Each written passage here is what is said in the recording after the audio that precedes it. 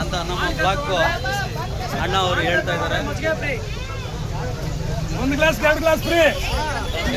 ಬೇಕಾದ್ರೂ ಕೊಡ್ತಾರೆ. ನಮ್ಮ ಬ್ಲಾಕ್ ಅಧ್ಯಕ್ಷಬೇಕಂತ 59ನೇ ಹುಟ್ಟುಹಬ್ಬದ ಪ್ರಯುಕ್ತವಾಗಿ ಬಂಗಾರಪೇಟೆ ಜನಪ್ರಿಯ ಶಾಸಕರಾದ ಎಸ್.ಎನ್. ನಾರಾಯಣಸ್ವಾಮಿ ಅವರಿಗೆ ಮೊದಲನೇದಾಗಿ ಹುಟ್ಟುಹಬ್ಬದ ಹಾರ್ದಿಕ ಶುಭಾಶಯಗಳು.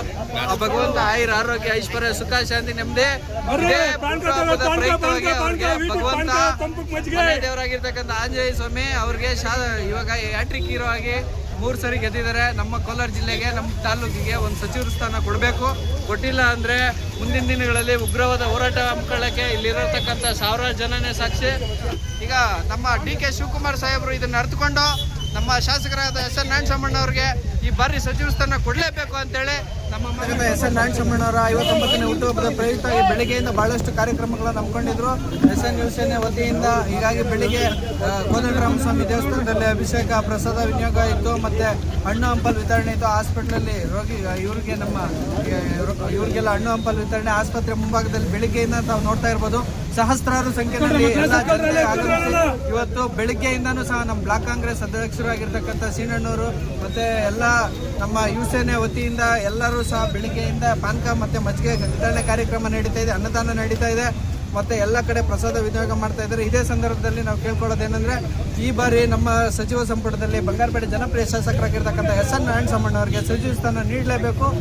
ಯಾಕಂದರೆ ಈ ಕೋಲಾರ ಜಿಲ್ಲೆಯಲ್ಲಿ ಅವರು 3 ಬಾರಿ ಗೆದ್ದಿರ್ತಕ್ಕಂಥ ಹ್ಯಾಟ್ರಿಕ್ಕಲ್ಲಿ ಗೆದ್ದಿರ್ತಕ್ಕಂಥ ಎಸ್.ಎನ್. ನಾರಾಯಣಸ್ವಾಮಿ ಅವರಿಗೆ ಈ ಬಾರಿ ಸಚಿವ ಸಂಪುಟದಲ್ಲಿ ಅವಕಾಶವನ್ನು ನೀಡಲೇಬೇಕು ಅಂತೇಳಿ ಸುಮಾರು ನಮ್ಮ ಎಸ್.ಎನ್. ಯುವಸೇನೆ ವತಿಯಿಂದ ಸಾವಿರಾರು ಜನ ಸೇರಿ ಆಗ್ರಹ ಮಾಡ್ತಾ ಇದ್ದೀವಿ. ಇವತ್ತೇನಾದರೂ ಮುಂದಿನ ದಿನಗಳಲ್ಲಿ ಕೊಟ್ಟಿಲ್ಲ ಅಂದರೆ ಎಸ್.ಎನ್. ಯುವಸೇನೆ ಅಧ್ಯಕ್ಷರಾಗಿರ್ತಕ್ಕಂಥ ಸಂದೀಪ್ ಗೌಡರು ಮತ್ತು ಹರೀಶ್ ಅಣ್ಣವರು, ನವೀನ್ ಗೌಡರು ಇವರ ಅಧ್ಯಕ್ಷತೆಯಲ್ಲೇ, ಶಫೀಕಣ್ಣವರು ಇವರ ಅಧ್ಯಕ್ಷತೆಯಲ್ಲೇ ಸುಮಾರು ಒಂದು 20,000 ಜನ. ಎಲ್ರಿಗೂ ನಮಸ್ಕಾರ. ಏನು ನಮ್ಮ ಬಂಗಾರಪೇಟೆಯ ಬಂಗಾರದ ಮನುಷ್ಯ ಅಭಿವೃದ್ಧಿಯ ಅಧಿಕಾರರಾದ ಎಸ್.ಎನ್. ನಾರಾಯಣಸ್ವಾಮಣ್ಣನವರು ಅಭಿವೃದ್ಧಿ ಏನಂದರೆ ಬಂಗಾರಪೇಟೆ ಜಿಲ್ಲೆಯಲ್ಲಿ ಬಂಗಾರಪೇಟೆ ತಾಲೂಕು ತೋರಿಸಿದ್ದಾರೆ. ಏನಂದರೆ ಈಗ ನಮ್ಮ ಡಿ.ಕೆ. ಶಿವಕುಮಾರ್ ಸರ್ ಅವರು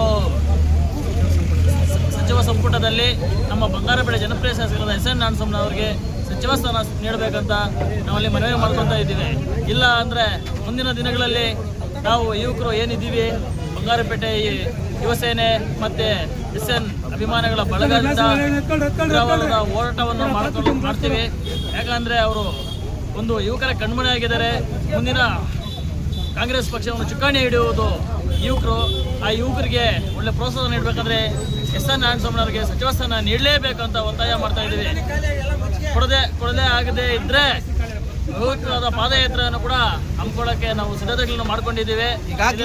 ಈಗಾಗಲೇ ನಮ್ಮ ನಾಯಕರು ಹೇಳ್ದಂಗೆ ಏನು ಈ ಬಾರಿ ಏನಾದರೂ ಸಚಿವ ಸಂಪುಟದಲ್ಲಿ ಎಸ್.ಎನ್. ನಾರಾಯಣಸ್ವಾಮಿ ಅವರಿಗೆ ಅವಕಾಶ ಕೊಟ್ಟಿಲ್ಲ ಅಂದರೆ ಬಂಗಾರಪೇಟೆಯಿಂದ ಹಿಡಿದು ವಿಧಾನಸೌಧ ಮತ್ತು ಡಿ.ಕೆ. ಶಿವಕುಮಾರ್ ಸಾಹೇಬ್ರ ಮನೆ ತನಕ 20,000ಕ್ಕಿಂತ ಹೆಚ್ಚು ಯುವಕರು ಪಾದಯಾತ್ರೆ ಮುಖಾಂತರ ಆಗ್ರಹ ಮಾಡೋಕ್ಕೆ ಈಗಾಗಲೇ ಸಿದ್ಧತೆಗಳನ್ನು ಬಂಗಾರಪೇಟೆಯಲ್ಲಿ ನಮ್ಮ ಸಂದೀಪ್ ಗೌಡರು ಹಮ್ಮಿಕೊಂಡಿದ್ದಾರೆ. ಇದ್ರಿಗೆ ಬೇಕಾಗಿರ್ತಕ್ಕಂಥ ಪೂರ್ವ ಸಿದ್ಧತೆಗಳ ಬಗ್ಗೆ ಚರ್ಚೆ ನಡೀತಾ ಇದ್ದಾರೆ.